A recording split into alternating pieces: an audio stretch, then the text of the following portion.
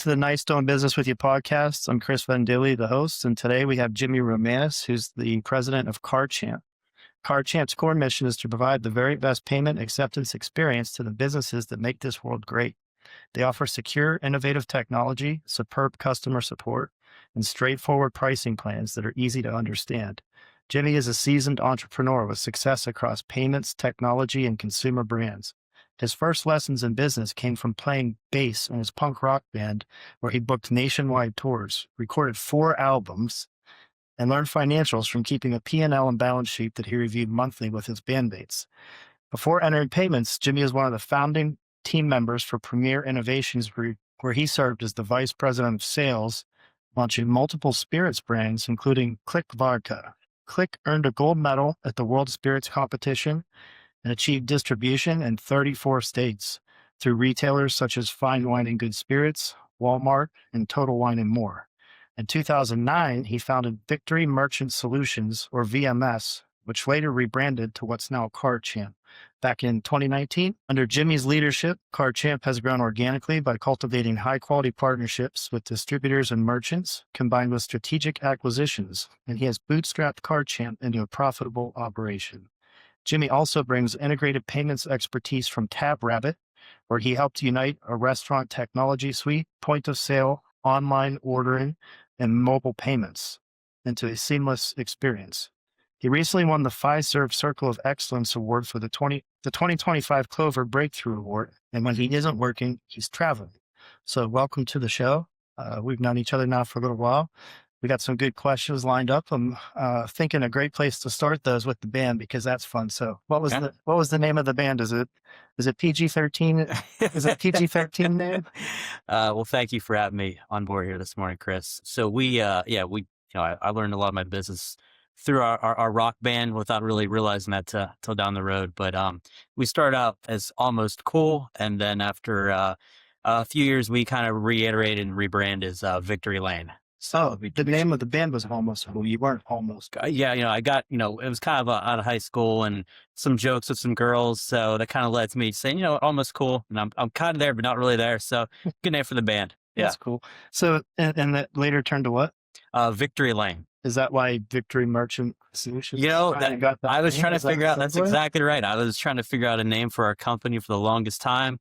And, I didn't know where to land. I'm like, all right, Victory, and, the payment space merchants use a lot. So I pulled it in together, and, it seemed to work for a while, and that's what we did. And then, on the Victory Lane side, it was just actually a name of a street in Sewickley, Pennsylvania, which is where we were kind of out of for a while. And a lot of people come up to us and just say, "Oh, you must be a huge NASCAR fan." I didn't get it for the longest time. Yeah. And then I was like, oh, okay. Yeah. I never really watched NASCAR, but sure. So yeah. That's pretty cool.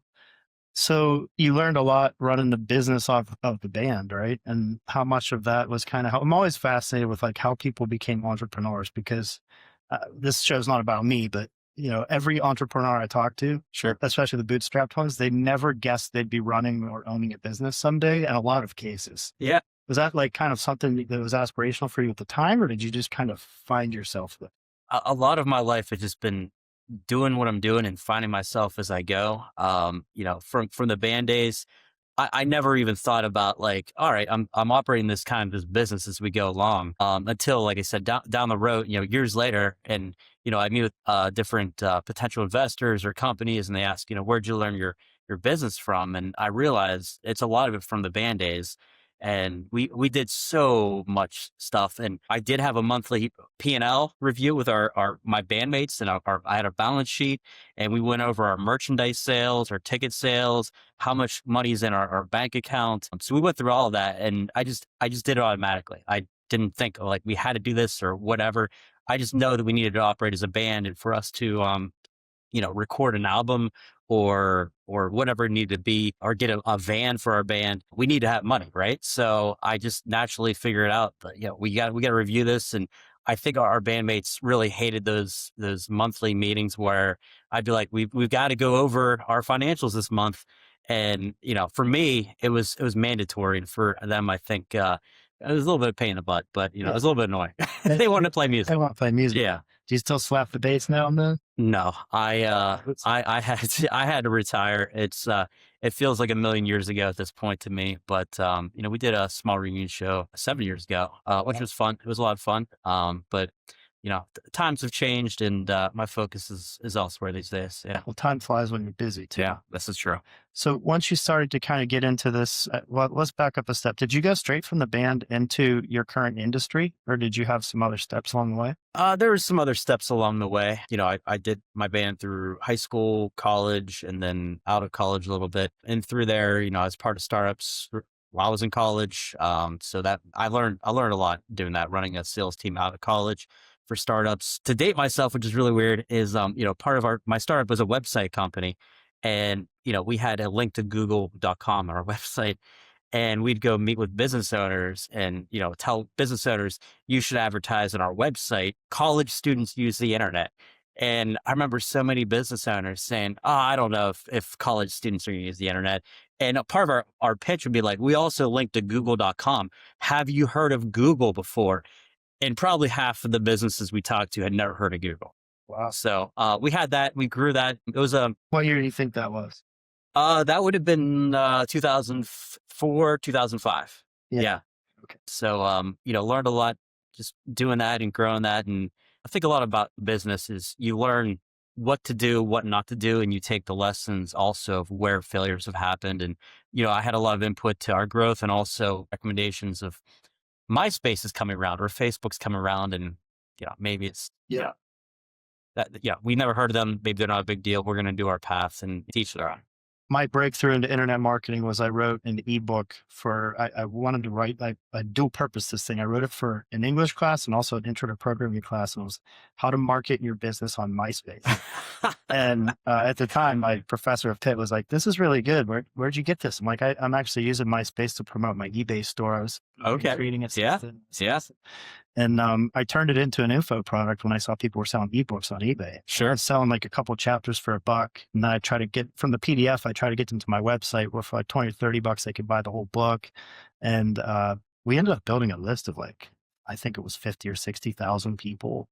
And I bought a motorcycle while I was a college student. That's amazing. With my website. So we're kind of doing similar things at that time. That's pretty interesting. Yeah. So, you move from playing bass to your next position, I think, was with the VP of sales, right? Yeah, I'm sorry, Art. I worked for a radio group for about a year and a half between there. That was the only time I had a W-2 job. I was in sales there, and Still on radio ads? Still on radio ads, and that was, and I sold radio ads while I was in college too. When I was in college, I ran the college newspaper, sold radio ads, had a website startup I was part of, had the rock band. So while being a college student, so I sold radio, throughout college too. And Clear Channel or? Well, I mean, when I was in college, I sold for the radio station, but also there's a group out of Morgantown, West Virginia called WCLG, and they only had full-time employees, and I convinced the station owner and the general manager to give me a shot, a college student, to sell commission only for them. Wow. And they did, and they opened up a new territory for me out of state. Yeah. So that was a little bit challenging, but I learned a lot there too. Right. The underlying theme I see all the time with people who are, in a kind of sales heavy industry and an entrepreneur is like, they just got that hustler vibe. Yeah. Right. Yeah. Like always hustling, working hard, being gritty. Like, I love that. Yeah. So you eventually moved more into a sales focused position, and that was with Premier Innovations Group. Sure. What did they sell or do? Yeah. So Premier, it was a startup as well. And we wanted to have our brand of vodka. That was our goal, as well as other brands. And we had a fantastic team, some really, really good people on there. It took us a long time to raise money to launch our brand of vodka. I had to, again, go door to door, get letters of intent. We're a Pennsylvania-based company. The southern state of PA is a really, really difficult opportunity. Yeah. You have to get a lot of interest. You have to go meet with the state, unlike other states where you can go sell directly to a liquor store. State of PA, it's government out. So we had to go get a significant amount of letter of intents. I think we had to get 250 letter of intents from restaurants, bars, saying this. Is that mostly just pounding pavement? Oh yeah, yeah. We so it's still very sales Oh, yeah. like old school Correct, service. correct. So I would go to all kinds of bars, restaurants, have them taste our vodka, have them try it out, saying, if we get this in the state store, would you be willing to buy this on a consistent basis? So we got enough of those. We met with the state, and we finally got approval for a select market in the state of PA. Very cool. And I think most people from Pittsburgh remember Click Vodka. I remember Click and even a few people that you worked with there. And we had some meetings with you guys Okay. a long time ago. Sure. The I guess overarching company, Premier Innovations Group, obviously didn't. I think that's probably by design. Is that how most alcohol brands work? Where like they have the label, but then they have like the brand. Yeah, that's kind of what our goal was. So we launched with Click, and we had a side tequila. So we also ran with it. Did surprisingly well. I Was it called Click Tequila as well? It was called Don Pantaleon. So I think that was, I forget this, but I think it was the brand name from Mexico we actually picked up. We just kept it the same. So, those were our two, babies we started with, and learned a lot from that as well. What kind of tequila was it? It was a Blanco. Yeah. Nice. Yeah. Very cool. Straight out I don't Mexican. remember that Awesome. one, but I Yeah. do remember Click Vodka. So what was the segue from Premiere and working with Click into what you're doing now? Because Sure. I can see a little bit of a parallel from Rock Band to selling alcohol. Yeah. Like that rock star lifestyle. I know, in the early days, especially Click had a culture there. For sure. I got to see a little bit of it a long time ago. We certainly did a culture. Yeah. I believe I even attended a party or two. And then, moving from that into what you're doing now, that seems like a little bit of a different transition. Talk about that. Yeah. So I, while this was happening, I had a rock band. I was busy working Premier Innovations Group, growing that. And at the same time, I fell into the payments world. I saw a job ad online saying, make 6 figures a year, commission only. Like, I can do that. I'm good in sales, commission only, 6 figures sounds all right. I can deal with that. So I took that job, and literally every single paycheck I made bounced for 6 months. I lost every dime I had. Like every month, I had no money. I had negative money. Actually, I was in debt, right? So I had to sell a lot of my belongings to get out in debt, and I learned a lot, right? That's my story. Is I learned a lot of what to do, what not to do. I had to take my boss at the time, who I was selling credit card processing for, to my meetings. I had to pay for his lunches at McDonald's or whatever, and I had to pick him up at his house. At some point, you got to start scratching your head, right? Yeah. Like as you're learning how this business. Right. And so I did find another local company to me that I checked the huge background check. I went to where he lived to make sure he did a little more due diligence. I did a lot of due diligence. I talked to his accounts, and I had to sell him on having me come on board to him, even though it's commission only too. But going back to that, the place where I was selling before, where all my paychecks were literally bouncing, I just told him, I'm like, you know what? After around 6 months, I'm going to find it. I'm going to work for a different company. I'm going to start my own thing. And I remember him just telling me, you're going to regret this decision. It's like, all right, well, every paycheck's bounced so far. I'm making no money, negative money. So, we'll see. If I paid you to right. So, we all learn that was a failing opportunity, but so I did move on from there. And then from where I sold credit card processing for a while, I built a small portfolio. I found investors and decided to build my own company from there. And being that you kind of came up through the industry, sort of made your bones, right? Like you learn how to sell, what the objections are, like what people are asking. So along the way, going from just being the sales guy to being the guy who's trying to build and grow a team, now you have some new challenges. Oh, absolutely. I mean, sales, just in general, I think running a business, doing sales or being a sales manager is much different than being a president or CEO or to operating a company.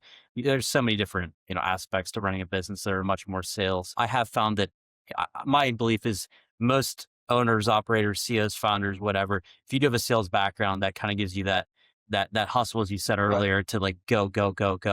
So I'll always have that in my blood of like, there's no downtime in there's no downtime in my life. Like, never. Like we've got to always go. Gotta be selling. We've got to go. We got to grow.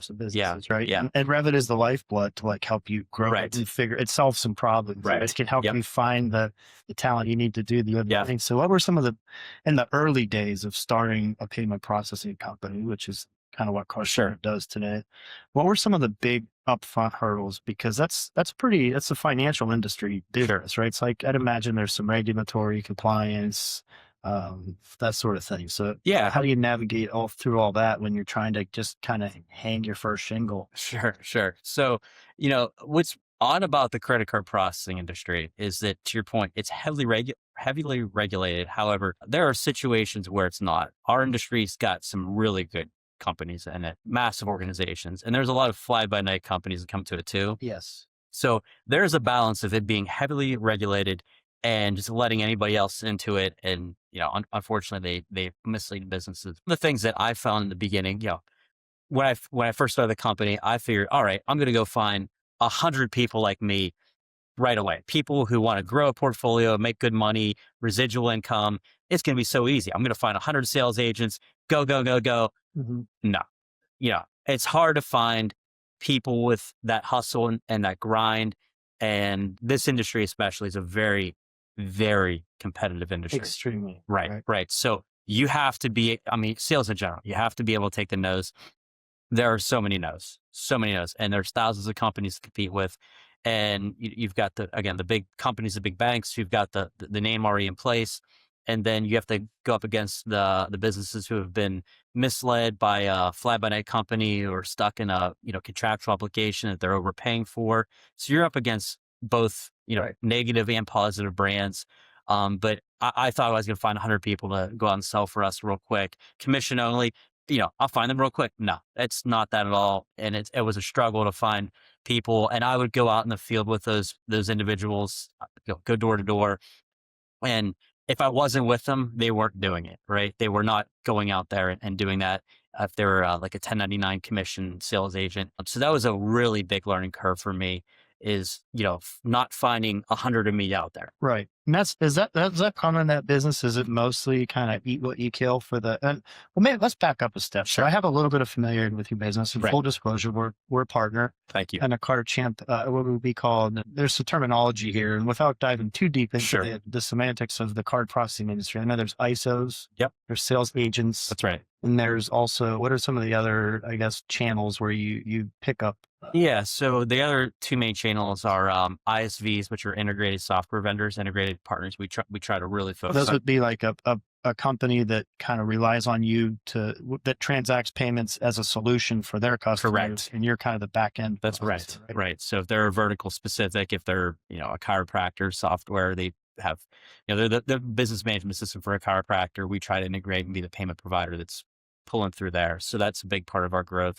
The real big part of our growth, to your point, is what we call our brand ambassadors, which is really an elevated referral partner where we offer we offer a compensation ongoing for, referring us clientele. Mhm. And that's been our biggest driver of success is partnering with strategic business owners who have a well-established brand and help them build a second portfolio to their company without them doing much more. Yeah. And that's why I love working with you guys, because you mentioned it earlier. One of the differentiators in an industry where the main decision driver is who will give me the lowest rate. Yeah. I've learned that like you also need support Oh, yeah. when you need it. And that's a really important part of your business. You Yeah. guys do a great job with support. You and Amy are fantastic, Thank you. answering the calls and texts quickly. And that's what I love about, when we have a client who, let's say they need, it's an e-commerce store, Sure. or even like, should probably get into that a little bit, but like in part, like POS transactions, or maybe both. They need to swipe cards in person and they're selling stuff on their website. There's a million different ways to skin that cat. That's right. And you guys tend to know, like, well, let me look at your unique situation. Well, yeah, sure, you could do it that way, but you might want to think about doing it this way. Yeah. Let's look at the bigger picture. Like, what accounting software do you use? Right. What else does it have to integrate with? So those integrated software vendors are pretty interesting. Are you able to talk a little bit about some of the ones that have been a good partnership for you and how you kind of, why they chose CardChamp, or how that relationship started, sort of? Yeah. So, to that manner, we some of our better ones are in accounting. With like integrations to QuickBooks, that's a huge one for us. We have a lot of clientele that use QuickBooks and they want a different option than what's traditional out there. So, we know that space. I mean, to your point, this industry's changed a lot in the last 2 years, 5 years, 10 years, 15 since I started. Like, it's changed significantly. It used to be all about price. Some companies try to make it about price. We're always going to be very competitive in that manner. 99 out of 100 businesses, we're going to be able to reduce their costs by coming on board at CardChamp. The big part for us, though, is support. So all of our main support is based in the United States. A lot of companies Most don't. of it's right in Pittsburgh. Correct. A lot of companies don't provide that these days. So there's so many different nuances to payments, where one technology can allow you to do 20 things, another technology, even under the same account, will not allow you to do any of that, or allow you to do 3 of those 20 things. So having the right solutions to integrate with, and having the team to um, give that consulting basis to the potential client of saying, all right, we're going to save you some money. Great. We're going to save you 25%. But really, we've got 2 different paths we can go down here. Tell us about your business. Are you operating only card not present by sending out invoices? Okay. Oh, wait, you do also have an e-commerce website.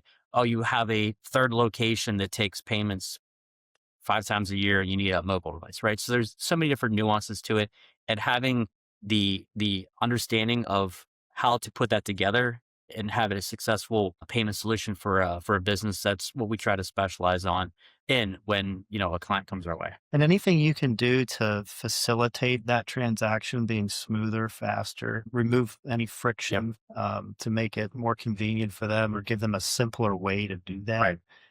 That's good for business. Oh, yeah. Right? Yes. That helps sales. Yeah. You don't want to have payments be a headache for your business, right? I mean, I'll give you an example. Yesterday, I had to pay our HOA fees, right, for my house. So I have to go. Don't tell me you called him. You told him to switch to CardChamp. I did not. That's actually one of the verticals we just really don't focus on. Is that property management? We have some, but regardless, I went to make the payment, and it said, all right, log in, and I went to log in, and they also, once I logged in, they have a new place to make your payment. And while you go make that payment, it's supposed to send you a 2-factor authentication code. That system was down. So it was a huge nightmare. It took me, I was trying to do it between calls. I thought it was going to take 2 minutes to make this payment. It took me 45 minutes to make this payment. And it was just, It's so frustrating. right. So payments should be frictionless, right? So that's what we try to do. I'm trying to give you money. Right. I was, I went from like, all right, I got my day on track here. We're good. I make a quick payment here in between calls. No, it was. No. 3 tech support calls. Right. So you touched on it. So that's one of the industries you don't focus on. What are the industries that you do love? And I'm going to guess, and this might be a little bit of a rabbit hole, no pun intended, but TabRabbit seems to be very restaurant industry focused. We do a little bit of work in that space, but it's not one of our main ones. Like if a restaurant needs a little brochure site, yeah, sure, we can help. Sure. And of course, you're always on the back of the mind. Like if that's a little harder sale, because a lot of times they have the POS system and they're married to it often, or in a contract, like you said. Right. That's what we've seen. But yeah, it's a little quick win for us if we can help them with their website and maybe help them save money on processing fees and get a new solution in there. So we do plug it, but I've seen in that world, there's a few, I think, that kind of dominate. That's right. And is TabRabbit kind of in that same sort of ecosystem? It is in that ecosystem. So, and to your point, there's some very dominant players in the restaurant space.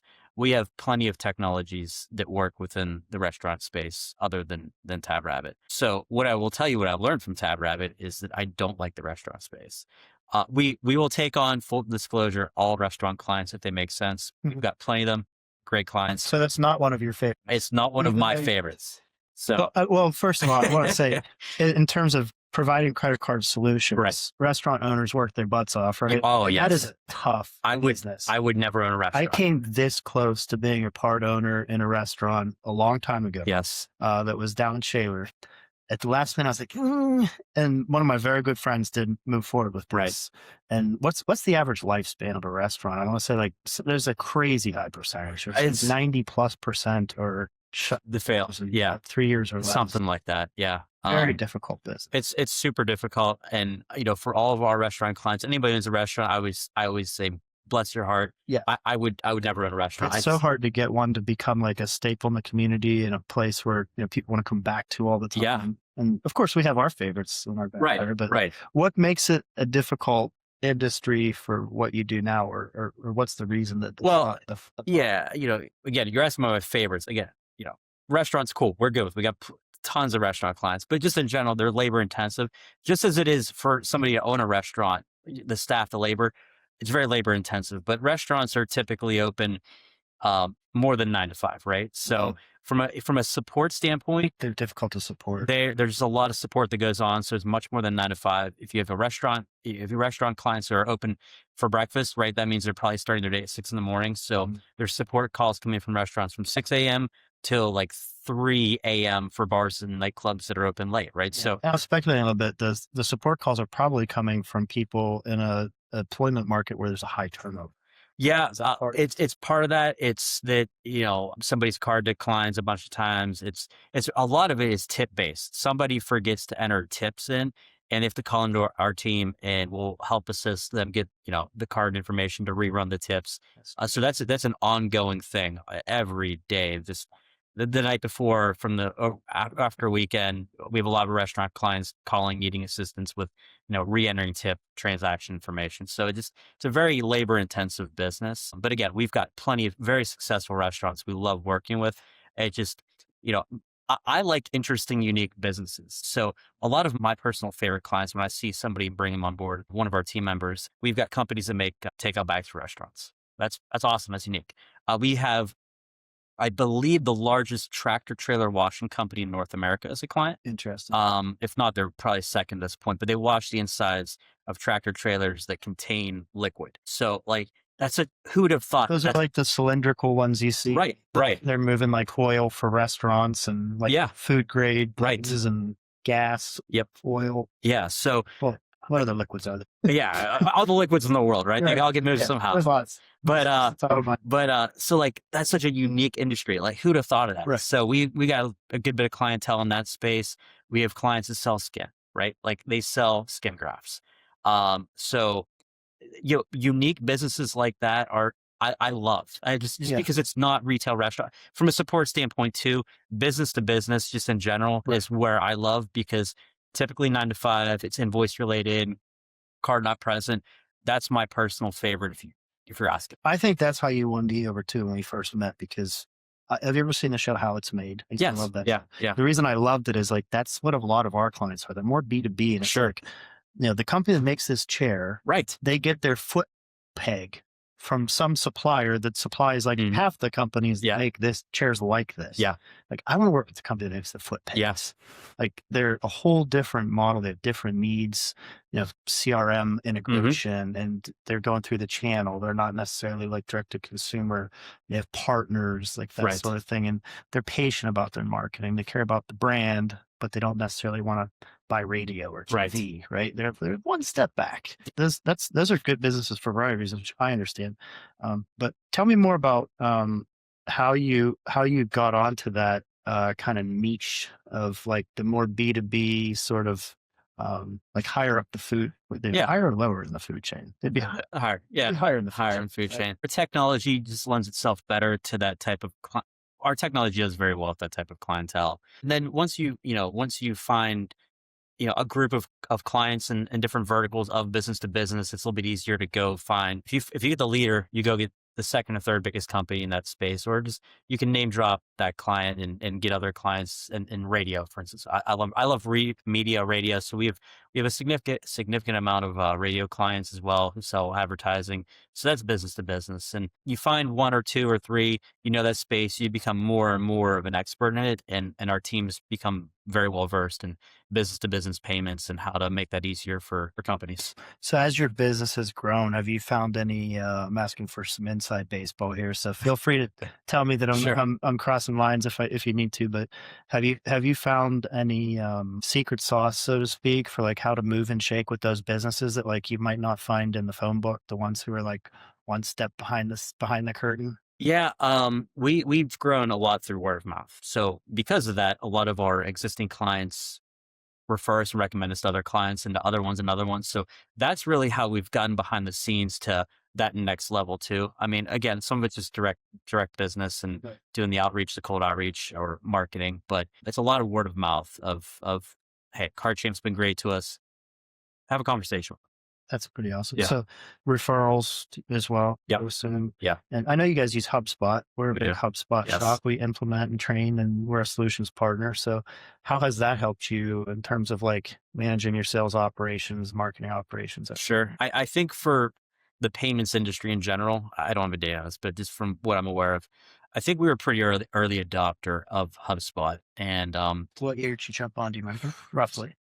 it's been at least 10 years, right? So We're about the same there okay. too. Yeah. Yeah. I think we were 2011. Yeah. 2012. That sounds about right. So it's and a decade flies by like that. So who knows? But Yeah. it's been a while. And early on, I just wanted a business management system that I could easily, keep all of our current customers, but really help find us new clients and keep it all organized into one.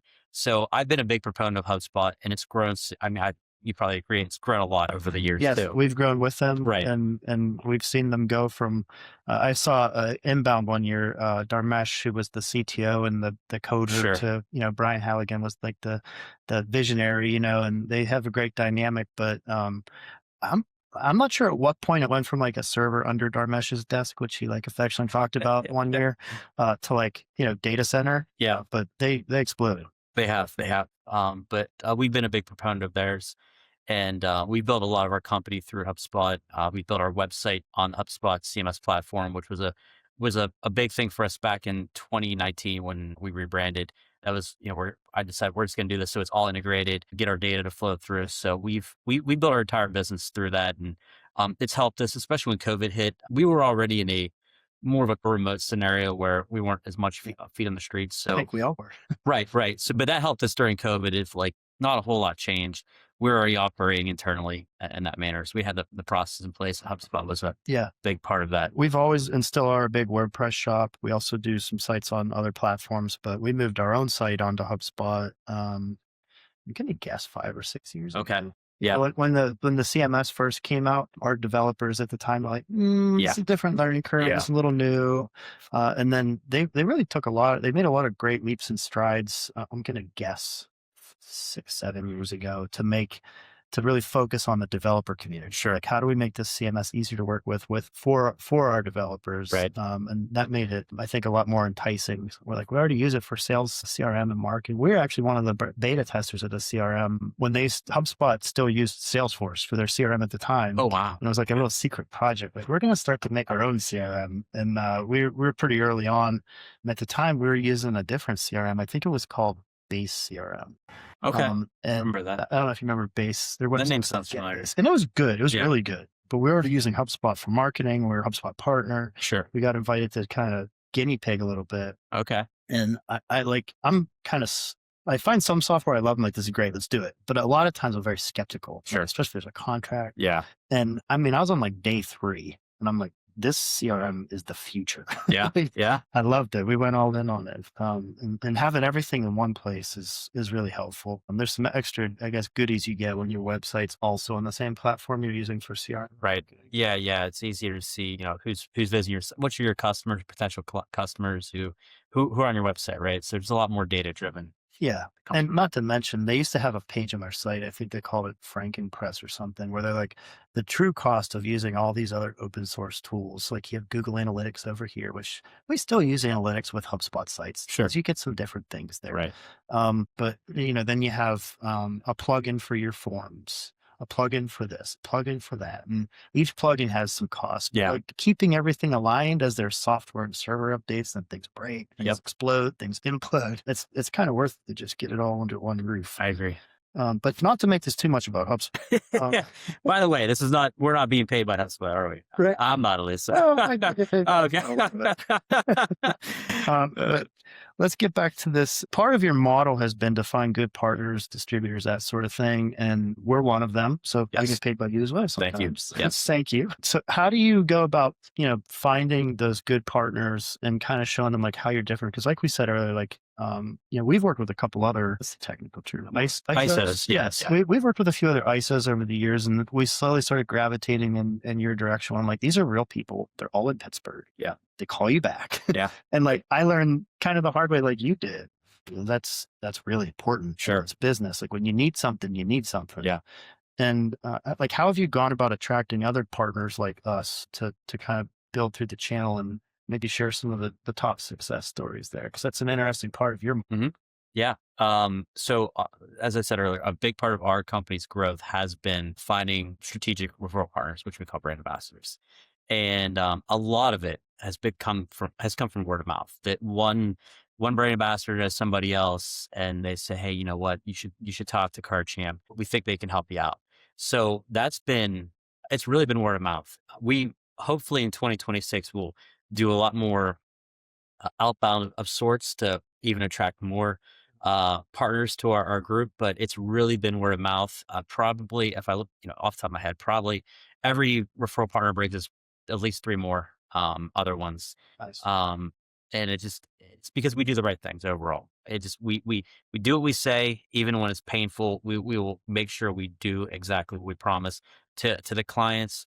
So I mean, our company's reputation is it's very stellar. I would say if you go on Google, if you're going to see the reviews for themselves, it's all 5 stars. Knock on wood, 5 out of 5 stars. But Walk with you. We're all yeah, 5 out of 5 too. well, that's someday that may go away. Sometimes people actually contact our sales department thinking we're a different company, making a complaint, or actually call our customer support department thinking we're a different company, make a complaint, and they give us the account number and all this, and we're like, you're actually not one of our clients. So hopefully somebody someday does not come on Google and leave a bad review when they're not even one of our clients. But today we're 5 out of 5, right? So Yeah, and it's a tough competitive business, like you said. it is, and it's most of our accounts are on our clients are on month-to-month agreements. We just believe in we have got to prove ourselves every month to our clients. So, and going back to the referral partner side, if somebody owns a business, we want to make sure that we hold their reputation to the highest standards. That goes back to our motto here, is that if you're gonna trust us to take care of people that probably affect your business's and your family's own income, we've got to give a 10 out of 10 experience to those types of clients. So we go above and beyond to make sure from a sales perspective, we are giving them the right data to make that choice. Onboarding, we're trying to make it a seamless onboarding process. Long-term customer support, we're checking those boxes. So a couple other things. I got to break the fourth wall for a second. You do a great job of giving your partners some tools to Sure. kind of know like what's trending in the industry. Yeah. Like here's, some of our co-marketing type of materials. And I'll be honest with you, to dig into that deeper. Oh, that's okay. Because it's like one of those things where like when it makes sense, we bring that up, but it's not like our primary business. But I will say everything you just said about how when you hitch a wagon to like another company and you say, this is our payment processing Yeah. partner, like we work with these guys. If you want to vet some people on your own, by all means, but you should definitely consider them too. Like our reputation's on the line too. That's right. Like you kind of said. So like if you come in and, for lack of a better term, shit the bed. Yep. That might mess up my relationship with my 100%. customer. And I take that just as seriously as you do. Right. So like that was a big part of back to the support and the service thing. Like in a business where everybody just wants the lowest rate, sometimes the lowest rate's going to cost you a lot more. Yeah. Right. Big time. And in our industry, rates can change like that. It just takes 30 days and a company, a competitor can, increase the rates. So I just, from a pricing perspective, we try not to go to that far. We're going to be able to save the business money, but we're not going to give you starter rates or gimmick rates. That's what a significant amount of companies within our space do. So, and if somebody ever talks to me or one of our sales reps, we're talking to a potential client and they're weighing the options, and somebody else is coming in slightly lower than us, and we know that they're going to have a rate increase. Like it's worth you to check that out. So you can, sometimes by looking, so let me back up a little bit. When we first met too, I'm like, if I'm going to partner with you, first customer you're going to get out of me is me. Right. I want Yep. to see how that Correct. goes. You remember Right. that? Yes. And you looked at our statements and you used a term, I think you called them junk fees. Yeah. You're like, there's Yep. a lot of junk fees on that Yes. statement. I'm like, Yeah. now you have my attention. Right. It's a junk fee. Yeah. Yeah. There's Tell me a little bit about the frauds and schemes and gimmicks and like to educate a business owner who's looking at their merchant processing statement. Like what should they look for where they might want to start scratching their head? Like maybe it's a person, my guy or girl is not being as good to me as I thought they were. Yeah. There's a lot of junk fees these days, depending on the company that they're working with. Full disclosure, we don't have junk fees. We still operate that way, but it's pretty easy to make additional revenue within the payment space. So you can, as an ISO or a processor, you can just come up with a name for whatever, a customer support fee, an intelligence fee, a data protection fee. There's a lot of different names, and it's really just an easy way to boost your company's margins real quick. If you have 10,000 customers and you add a $20 monthly fee onto that for additional support or platinum support fee or whatever you want to call it, I mean, you got 10,000 times $20 coming straight to your bottom line.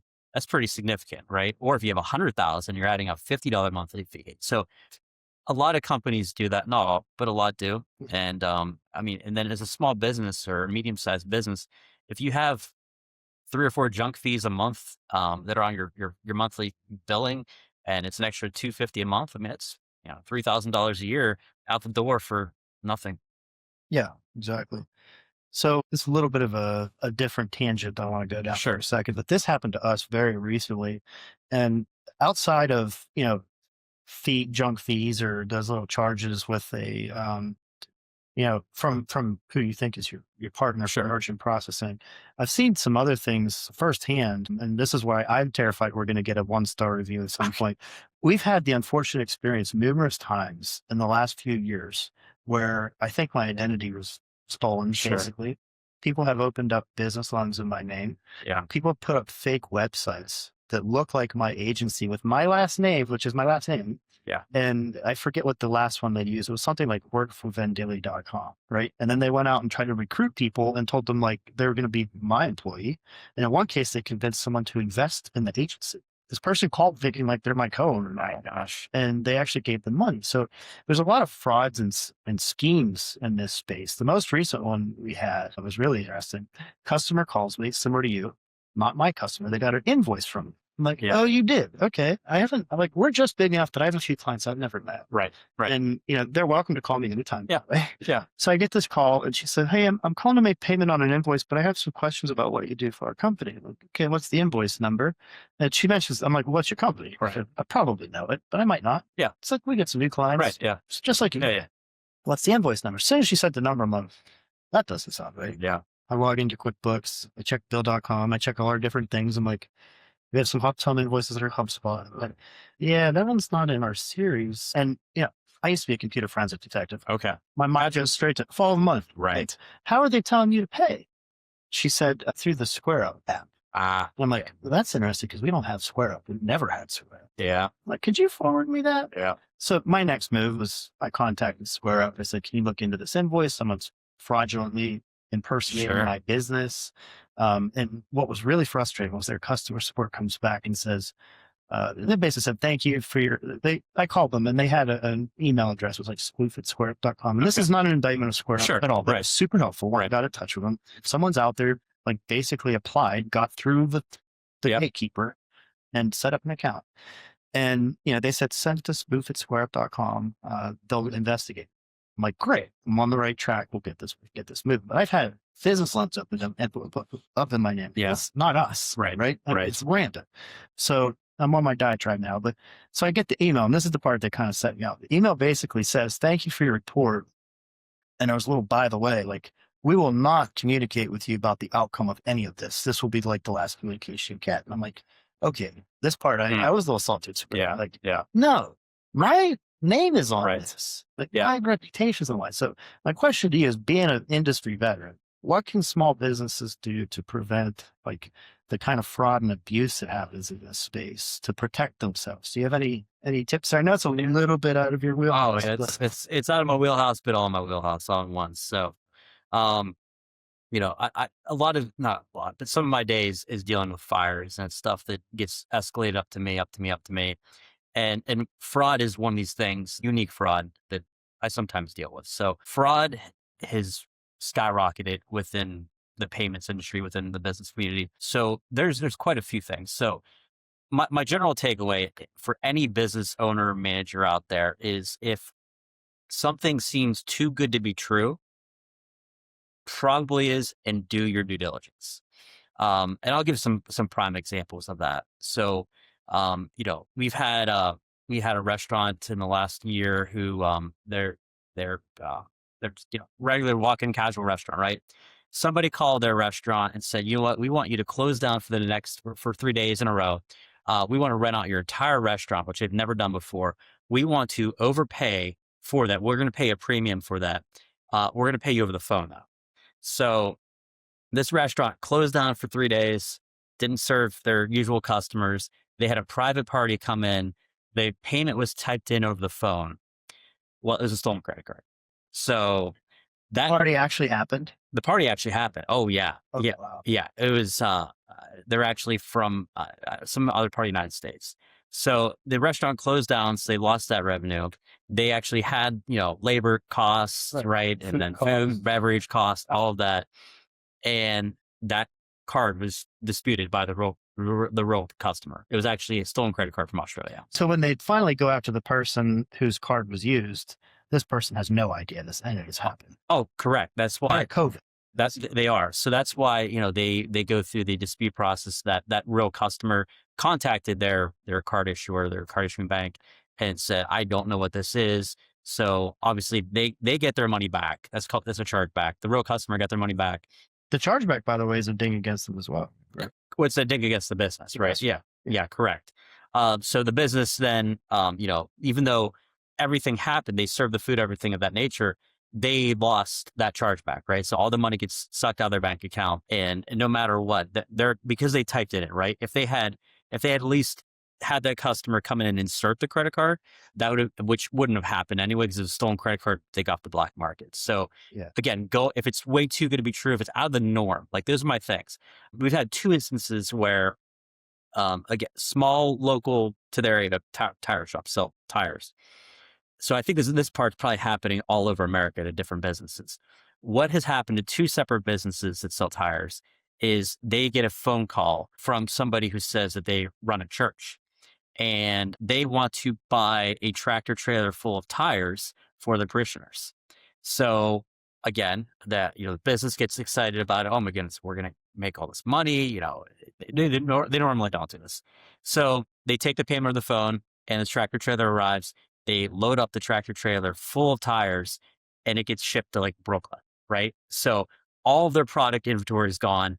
And then the real customer looks at their credit card, the online payment, and they're like, what is this? I don't know what this is.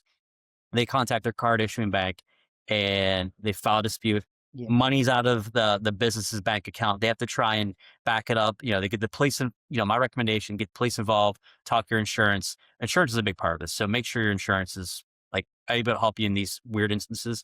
But again, that's happened to 2 of our clients where, they were out $20,000, right? Well, that's a magic number, by the way. Just going back to my old lifestyle, 20K is about the threshold where the FBI takes notice. Okay. You can actually file a complaint. It's called IC3. If you just Google FBI IC3, it stands for Internet Crimes Complaint Center, I believe. Okay. You have to go through a pretty deep question, Right. which I just happened to do. Sure. We could go again for myself. Okay. So it's fresh on my mind. But, that's part of what I guess if I could give a little bit of advice on this is if this is happening to your business, try to be cooperative, try to sound the alarm because, getting them shut down, they're just going to start back up. Right. If they don't physically go get apprehended, the ones that created a website telling people they were working for me. Right.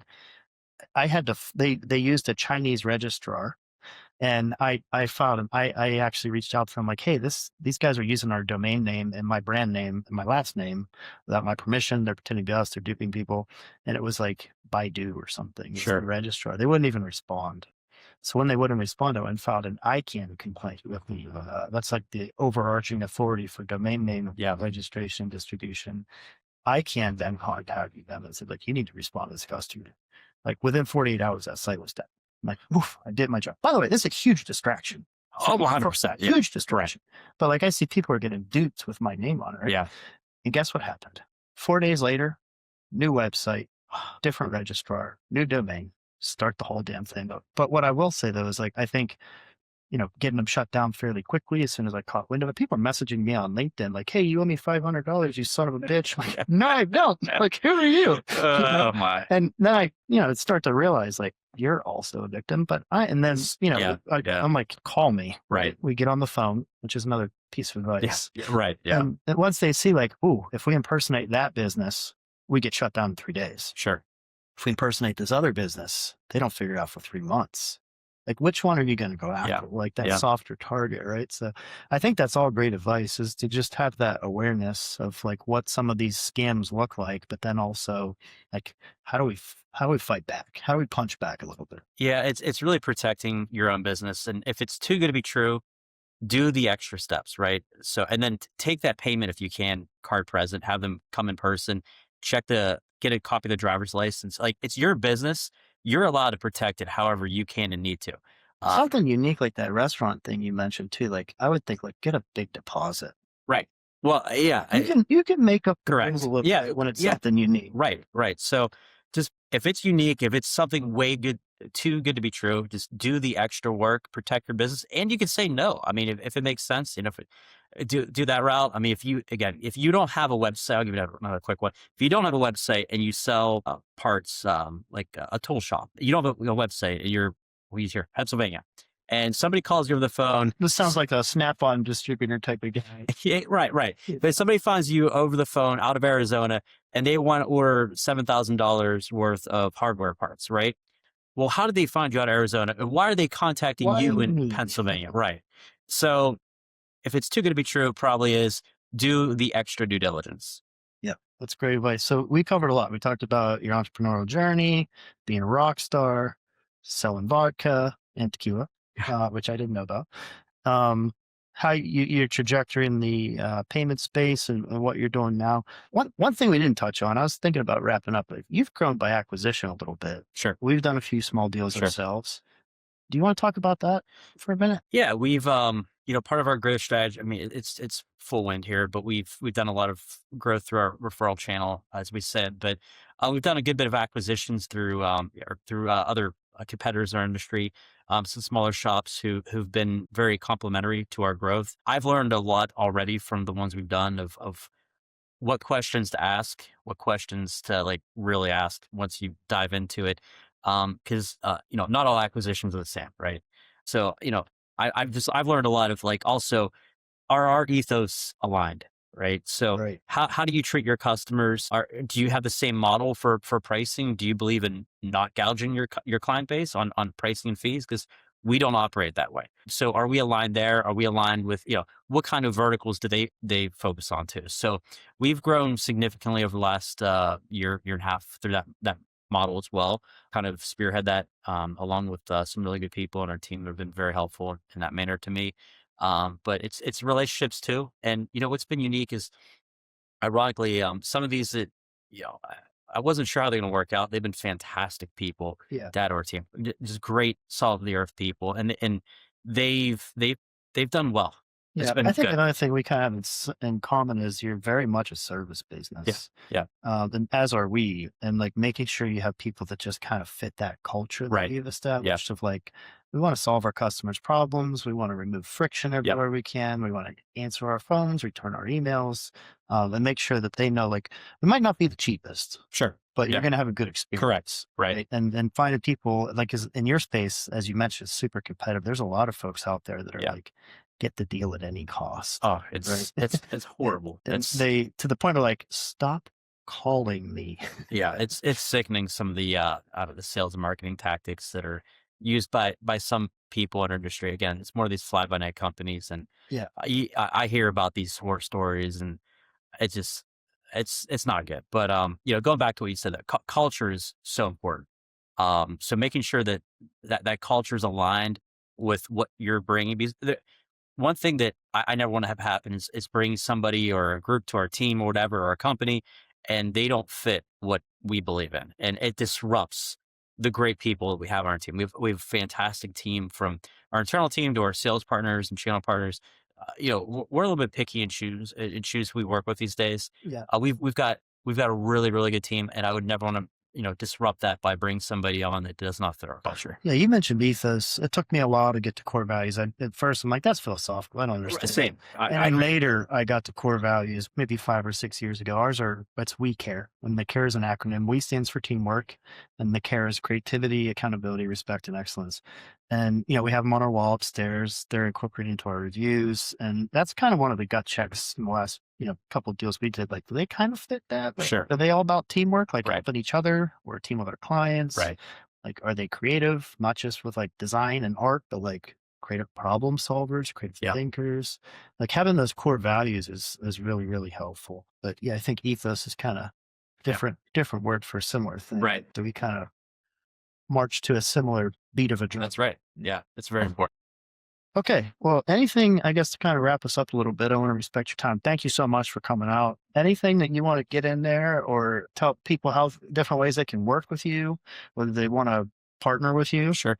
Hopefully they won't become your favorite partner like me, or potentially join your team, or, if they have merchant processing needs, how can you help them? And if you want to give anyone listening a special offer of any sort, no pressure, feel free. Yeah, no, and one, thank you for having me on here today, Chris. This has been great. Always glad to, talk shop, talk business. It's just, I enjoy talking business. So I don't know what it is about that. My wife always says me about that, but I enjoy it. It's a hobby of mine, business for some reason. I was out in New York City recently, and somebody in our industry I was talking to, he's like, what do he's like, I have 5 Lamborghinis and 3 Ferraris and this and that. And like, I'm not that style at all. Yeah. But he's like, what do you do for fun? I'm like, I don't know. I mean, I like to travel, and I like growing my business. I don't know. I like helping people. So yeah, I It's think, a lifestyle. yeah, it is. It really is. So going back to that, there's two fronts. So if you're a business owner and you're interested in potentially coming on board of being a referral partner for us and brand ambassador, reach out to us. How I've grown this and what I try to do is if you've got a book of clientele, if you're a community member and you're well respected, we can add theoretically a second business line to your company of reoccurring revenue without doing much work at all. We will do all of the behind the scenes, we'll do the sales, the operations, et cetera, long term, and you'll grow a reoccurring revenue stream for your company. So that's a big thing for us that we've excelled at this point. So if you're interested in just learning more of that, we'd love to have that discussion with any other business owners out there that would want to potentially, add a second revenue stream to their company. And we are your payments provider for all those clients. So that's one way to work with us. And then the second is if you're just, a one-off business and you want to, learn more about how we potentially, whether help you out through your payment solution, support, pricing, et cetera, reach out to us too. Yeah. Yeah, I know the process for us was simple. Like, just find your merchant processing statement and shoot it over. That's a big part of the step. Not to go straight to the pricing. We talked a lot about support and service. So let's keep it in context. But that's always a nice thing to have. To kind of get the conversation started. But it has been awesome having the conversation. Nice doing business with you. That's name of the show. And if you enjoyed it, give us a like and a follow and subscribe, and maybe leave us a review.